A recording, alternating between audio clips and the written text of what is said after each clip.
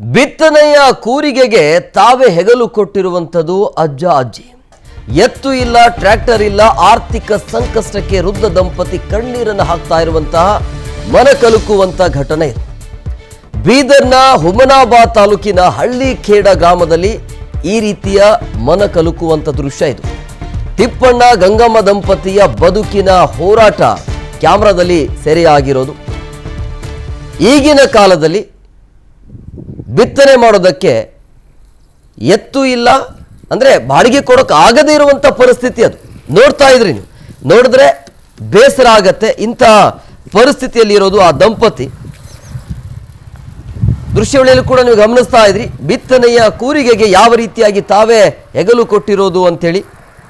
So ಈ ರೀತಿಯ ಪರಿಸ್ಥಿತಿ ಆಗಿರೋದು. ಅಲ್ಲಿ ಎತ್ತು ಇಲ್ಲ, ಟ್ರ್ಯಾಕ್ಟರ್ ಇಲ್ಲ, ಯಾಕೆ ಎಲ್ಲವೂ ಇರುತ್ತೆ, ಬಟ್ ಅದನ್ನ ಬಾಡಿಗೆ ಕೊಡುವಷ್ಟು ಆರ್ಥಿಕ ಸಂಕಷ್ಟದಲ್ಲಿ ಇರೋದು ಈ ದಂಪತಿ. ಸೊ ಬೀದರ್ನ ಹುಮನಾಬಾದ್ ತಾಲೂಕಿನ ಹಳ್ಳಿಖೇಡ ಗ್ರಾಮದಲ್ಲಿ ಆಗಿರುವಂಥ ಮನ ಕಲುಕುವಂಥ ದೃಶ್ಯ ನಿಜವಾಗ್ಲೂ ಕೂಡ ಕಣ್ಣಲ್ಲಿ ನೀರು ಬರುತ್ತೆ. ಇಂಥ ದೃಶ್ಯವನ್ನು ನೋಡ್ತಾ ಇದೆ. ಜಮೀನಿದೆ, ಆದರೆ ಆ ಜಮೀನಿಂದ ದುಡಿಯೋಕ್ಕೂ ಕೂಡ ಆಗ್ತಾ ಇಲ್ಲ, ವಯಸ್ಸಿಲ್ಲ. ಸೊ ನೋಡ್ಕೊಳ್ಳೋರು ಕೂಡ ಯಾರೂ ಇಲ್ಲ. ಅದನ್ನು ಹೇಗೆ ಬಿಡೋದು ಅಂತ, ಸುಮ್ಮನೆ ಆ ಭೂಮಿಯನ್ನು ಹೇಗೆ ಬಿಡೋದು ಅಂಥೇಳಿ. ಸೊ ಈ ರೀತಿಯಾಗಿ ವಯಸ್ಸಾಗಿದ್ರೂ ಕೂಡ ಆ ವಯಸ್ಸಲ್ಲಿ ಯಾವ ರೀತಿಯಾಗಿ ಬಿತ್ತನೆ ಮಾಡ್ತಿದ್ದಾರೆ ಅನ್ನೋದನ್ನು ಕೂಡ ನೀವು ನೋಡ್ತಾ ಇದ್ರಿ. ಕೂರಿಗೆಗೆ ಹೆಗಲು ಕೊಟ್ಟು ಹೊಲದಲ್ಲಿ ಬಿತ್ತನೆ ಮಾಡುವಂಥ ದೃಶ್ಯವನ್ನು ಕೂಡ ನೀವು ನೋಡ್ತಾ ಇದ್ರಿ. ಅಲ್ಪ ಸ್ವಲ್ಪ ಜಮೀನನ್ನೇ ನಂಬಿ ಜೀವನವನ್ನು ಸಾಗಿಸ್ತಾ ಇರುವಂಥ ರೈತ ದಂಪತಿ ಇವರು. ಸೊ ಒಂಥರ ಮಾದರಿ ಅಂತಲೂ ಕೂಡ ಹೇಳಬಹುದು.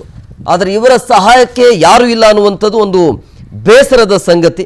ಅಂದರೆ ಈ ಎತ್ತು ಟ್ರ್ಯಾಕ್ಟರ್ ಬಾಡಿಗೆಗೂ ಕೂಡ ಹಣವಿಲ್ಲದೆ ಪರದಾಡುವಂಥ ಪರಿಸ್ಥಿತಿ ಇದೆ ಈ ಒಂದು ಕುಟುಂಬಕ್ಕೆ. ಸ್ವಂತ ಮನೆ ಇಲ್ಲ ಅಂತೆ, ಸರ್ಕಾರಿ ಸೌಲಭ್ಯಗಳು ಅಂತೂ ಇಲ್ಲವೇ ಇಲ್ಲ. ಸೊ ಹಂಗಾಗಿ ಈ ರೀತಿಯಾಗಿ ಕಣ್ಣೀರನ್ನು ಹಾಕ್ತಾ ಇರೋದು ಈ ದಂಪತಿ. ಸರ್ಕಾರದಿಂದ ಯಾವುದೇ ನೆರವು ಸಿಕ್ಕಿಲ್ಲ ಅಂಥೇಳಿ ವೃದ್ಧ ದಂಪತಿ ಅಳಲನ್ನು ತೋಡಿಕೊಂಡಿದ್ದಾರೆ.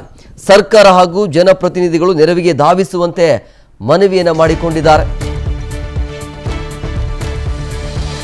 ನೋಡಿ, ಕೂರಿಗೆಗೆ ಹೆಗಲು ಕೊಟ್ಟು ಹೊಲದಲ್ಲಿ ಬಿತ್ತನೆ ಮಾಡ್ತಾ ಇರುವಂತಹ ವೃದ್ಧ ದಂಪತಿ, ಅಲ್ಪ ಸ್ವಲ್ಪ ಜಮೀನನ್ನೇ ನಂಬಿ ಜೀವನ ಮಾಡ್ತಾ ಇರುವಂಥ ರೈತ ದಂಪತಿ ಇರೋದು ಸ್ವಲ್ಪ ಜಮೀನೇ. ಆ ಜಮೀನನ್ನು ಸುಮ್ಮನೆ ಯಾಕೆ ಬಿಡಬೇಕು ಅಂಥೇಳಿ, ಶಕ್ತಿ ಇರುವಷ್ಟು ಕೆಲಸ ಮಾಡೋಣ ಅಂಥೇಳಿ ಈ ರೀತಿಯಾಗಿ ಅವರೇ ಬಿತ್ತನೆ ಮಾಡುವಂಥ ಕೆಲಸಕ್ಕೆ ಮುಂದಾಗಿದ್ದಾರೆ. ಬಿತ್ತನೆ ಮಾಡ್ತಾ ಇದ್ದಾರೆ. ಮನ ಕಲುಕುವಂತಹ ದೃಶ್ಯ ಇದು. ಈ ರೀತಿಯಾಗಿ ಅಂದರೆ ದುಡ್ಡು ಕೊಟ್ಟರೆ ಟ್ರ್ಯಾಕ್ಟರ್ ಅಥವಾ ಎತ್ತುಗಳು ಬರ್ತವೆ, ಯಾರೋ ಬಿತ್ತನೆ ಮಾಡಿ ಹೋಗ್ತಾರೆ, ಬಟ್ ದುಡ್ಡು ಕೊಡಬೇಕಲ್ಲ. ಈಗ ಬಾಡಿಗೆ ಕೂಡ ಜಾಸ್ತಿ ಇದೆ. ಸೊ ಹಂಗಾಗಿ ಬಾಡಿಗೆ ಕೊಡುವಷ್ಟು ಶಕ್ತಿಯೂ ಕೂಡ ಇಲ್ಲ ಈ ಒಂದು ದಂಪತಿಗೆ. ಸ್ವಲ್ಪನೇ ಜಾಗ ಇದೆ, ಅದು ಜಮೀನು. ಆ ಜಮೀನಲ್ಲಿ ಯಾಕೆ ಸುಮ್ಮನೆ ಅದನ್ನು ಹೀಗೆ ಬಿಡಬೇಕು ಅಂಥೇಳಿ ಬಿತ್ತನೆ ಮಾಡ್ತಿದ್ದಾರೆ. ಈ ಬಾರಿ ಮಳೆಯೂ ಕೂಡ ಸರಿಯಾಗಿ ಇಲ್ಲ. ಈ ಹಿಂದೆಯೂ ಕೂಡ ಬಿತ್ತನೆ ಮಾಡಿದ್ದಾರೆ, ಅದು ಹೋಯಿತು, ಮಳೆ ಇಲ್ಲ. ಈಗ ಮತ್ತೊಮ್ಮೆ ಬಿತ್ತನೆ ಆಗ್ತಾ ಇದೆ, ಎರಡನೇ ಬಾರಿಗೆ ಬಿತ್ತನೆ ಇದು. ಹಾಗಾಗಿ ಪದೇ ಪದೇ ಬಾಡಿಗೆ ಎಲ್ಲಿಂದ ಕೊಡೋದು, ಎಲ್ಲಿಂದ ದುಡ್ಡು ಬರುತ್ತೆ? ವಯಸ್ಸಾಗಿದೆ. ಸೊ ಅಲ್ಲಿರುವಂಥ ಸ್ಥಳೀಯ ಅಧಿಕಾರಿಗಳು, ಗ್ರಾಮ ಪಂಚಾಯತಿ ಲೆವೆಲಲ್ಲಿರುವಂಥ ಅಧಿಕಾರಿಗಳು ಈ ಒಂದು ದಂಪತಿಗೆ ಸಹಾಯ ಮಾಡಬೇಕಾಗತ್ತೆ.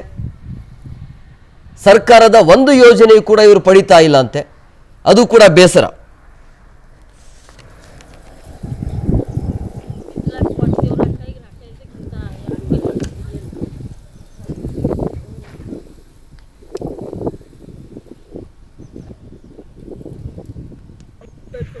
ಒಂದು ವರ್ಷ ಹಾಳು ಹಾಕಿದ್ ಮಾಡಿ ಹೀಗಿದೆ. ಈ ವರ್ಷ ಒಳಗೆ ಉದ್ದು ಹಾಕಿದ್ರೆ ಒಣ ತೊಗರಿ ಜಂಟಿದೆ. ಮುಂದೆ ಏನಾರು ಆಗಲಿ ಹೋಗ್ಲಿ ಅಂದು ಇದು ಆಗತ್ತಿದೆ. ಇದರಿಂದ ಹಂಗ ಹಿಂಗ ಬದುಕ್ತೇವೆ. ಮತ್ತೆ ದಂಧೆ ಇದು ಏನು ಆಗಲ್ಲ, ಹೋಗಿ ಮಂದಿ ಬಲ್ ದಂಧೆಗೆ ಹೋಗಿ ಅಲ್ಲ ಸರ್ಕಾರ ಜಲ್ದಿ ಬಂದವ್ರು ಜಲ್ದಿ ಬಂದವ್ರು ಮಾಡಿಲ್ಲ. ಮತ್ತ ಯಾರು ಭೀ ನಮ್ದು ಗುಜರಿಲ್ಲ. ನಾವೇ ಹಿಂಗೆ ದಂಧೆ ಮಾಡಿ ಒಂದು 4 ತಗಡ ತಗೊಂಡು ಬೆಚ್ಚು ಮಾಡಿ ಇರ್ತೇವ್ರಿ.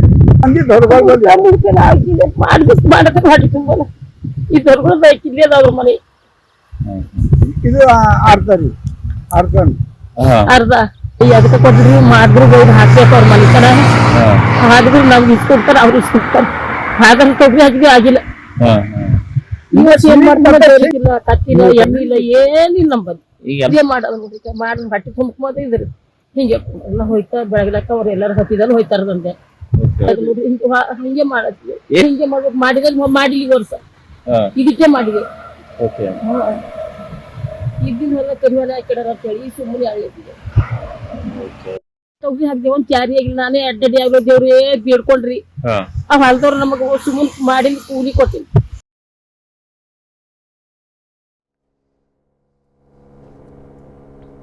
ಈ ಬಗ್ಗೆ ಮತ್ತಷ್ಟು ಮಾಹಿತಿ ನೀಡುತ್ತಾರೆ ನಮ್ಮ ಪ್ರತಿನಿಧಿ ವಿಶ್ವ ನೇರ ಸಂಪರ್ಕದಲ್ಲಿದ್ದಾರೆ. ವಿಶ್ವ, ನಿಜವಾಗ್ಲೂ ಕೂಡ ಈ ದೃಶ್ಯವನ್ನು ನೋಡಿದ್ರೆ ಬೇಸರ ಆಗತ್ತೆ. ಸರ್ಕಾರಿಯ ಕೆಲವೊಂದಿಷ್ಟು ಯೋಜನೆಗಳು ಕೂಡ, ಅಂದರೆ ಯಾವುದೇ ಯೋಜನೆ ಕೂಡ ಇವರಿಗೆ ಸಿಗ್ತಿಲ್ಲ ಅನ್ನೋದು ಮತ್ತೊಂದು ಬೇಸರ. ಇವರ ಕುಟುಂಬ ಹೇಗೆ, ಅಂದರೆ ಮಕ್ಕಳಿಲ್ವಾ ಹೇಗೆ ಅಂತೇಳಿ ಯಾರು ನೋಡ್ಕೊಳ್ತಿದ್ದಾರೆ ಇವ್ರನ್ನ? ಖಂಡಿತ ಈ ವೃದ್ಧ ದಂಪತಿಗಳನ್ನ ಒಂದ್ಸರ್ತಿ ಗಮನ ಇಟ್ಟು ನೋಡ್ಬಿಟ್ರು ಸಹ ಒಂದು ಪ್ರಮುಖವಾಗಿ ಒಂದು ವಿಚಾರನ ಹೇಳ್ಬಿಡ್ತೀನಿ ಸ್ಪಷ್ಟವಾಗಿ. ಕಲ್ಯಾಣ ಕರ್ನಾಟಕ ಭಾಗ ಎಷ್ಟು ಆರ್ಥಿಕವಾಗಿ ಹಿಂದುಳಿದಿದೆ ಅನ್ನೋದಕ್ಕೆ ಇದೊಂದು ಸ್ಪಷ್ಟ ಉದಾಹರಣೆ ಅಂತ ಹೇಳಿದ್ರು ಸಹ ಇದು ತಪ್ಪಾಗ್ಲಿಕ್ಕಿಲ್ಲ. ಯಾಕೆ ಅಂತಂದ್ರೆ ರಾಜ್ಯ ಸರ್ಕಾರ ವೃದ್ಧರಿಗಾಗಿ ವಯೋವೃದ್ಧರ ಒಂದು ಮಾಸಾಶನವನ್ನ ನೀಡ್ತಾ ಇದೆ.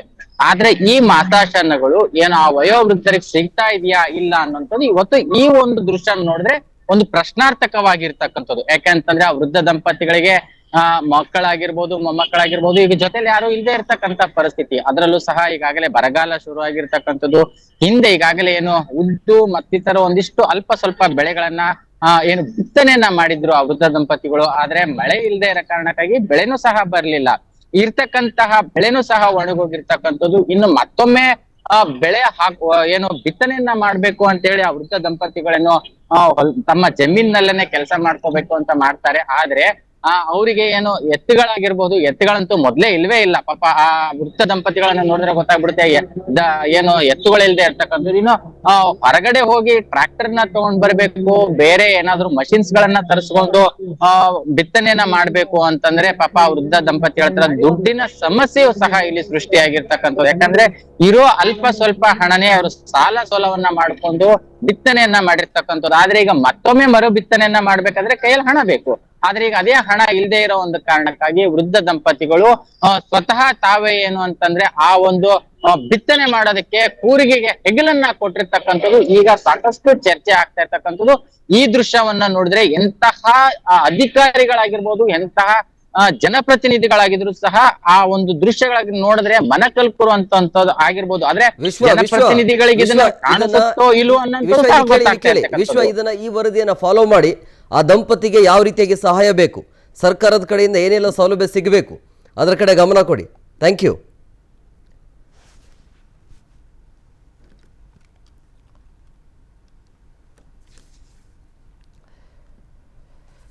ನೋಡಿ ಯಾವ ರೀತಿಯ ಪರಿಸ್ಥಿತಿ ಇದೆ ಅಂಥೇಳಿ ಆ ಭಾಗದಲ್ಲಿ. ಸರ್ಕಾರದ ಸೌಲಭ್ಯವೂ ಕೂಡ ಇಲ್ಲ ಅಂತ ಹೇಳಿದ್ರೆ, ಅಂದರೆ ಸರ್ಕಾರದ ಸೌಲಭ್ಯಗಳು ಯಾರಿಗೆ ಹೋಗ್ತಾ ಇದೆ, ಇಂಥವರಿಗೆ ಸಿಗಬೇಕು ಆ ಸೌಲಭ್ಯಗಳು. ಬಟ್ ಇಂಥ ಆರ್ಥಿಕ ದುಸ್ಥಿತಿಗೆ ಇದ್ದಾರೆ ಈ ದಂಪತಿ ಅಂತ ಹೇಳಿದ್ರೆ ಏನು ಮಾಡೋದು? ಸರ್ಕಾರ ಏನು ಮಾಡ್ತಾ ಇದೆ? ಅಲ್ಲಿರುವಂಥ ಗ್ರಾಮ ಪಂಚಾಯತ್ ಲೆವೆಲ್ ಇರುವಂಥ ಗ್ರಾಮ ಪಂಚಾಯತಿ ಅಧ್ಯಕ್ಷರು, ಸದಸ್ಯರುಗಳು, ಪಂಚಾಯತಿಯ ಅಧ್ಯಕ್ಷರು, ಇವರಿಗೆ ಗೊತ್ತೇ ಇಲ್ವಾ? ಅಲ್ಲಿಲ್ಲ ಲೋಕಲ್ ಸದಸ್ಯರು ಯಾರು ಇರ್ತಾರಲ್ಲ, ಮೆಂಬರ್ಸ್ಗಳು, ಅವ್ರಿಗೆಲ್ಲರ ಗಮನಕ್ಕೆ ಇರುತ್ತಲ್ವ, ಅಂಥವ್ರಿಗೆ ಹೆಲ್ಪ್ ಮಾಡಬಹುದಲ್ವ? ಅಲ್ಪ ಸ್ವಲ್ಪ ಜಮೀನಿದೆ, ಆ ಜಮೀನಿಗೆ ದುಡ್ಡು ಕೊಟ್ಟರೆ ತಾನೇ ಬರೋದು, ಇನ್ನೊಬ್ರು ಹೆಂಗೆ ಹೆಲ್ಪ್ ಮಾಡಲಿಕ್ಕೆ ಸಾಧ್ಯ? ಸರ್ಕಾರದ ಕಡೆಯಿಂದ ಏನು ಯೋಜನೆ ಇದೆ ಅದು ತಲುಪಿದ್ರೆ ಬಹುಶಃ ಅದನ್ನು ಕೂಡಿಟ್ಟು ಹೇಗೋ ಜೀವನವನ್ನು ಸಾಗಿಸಬಹುದಲ್ವಾ?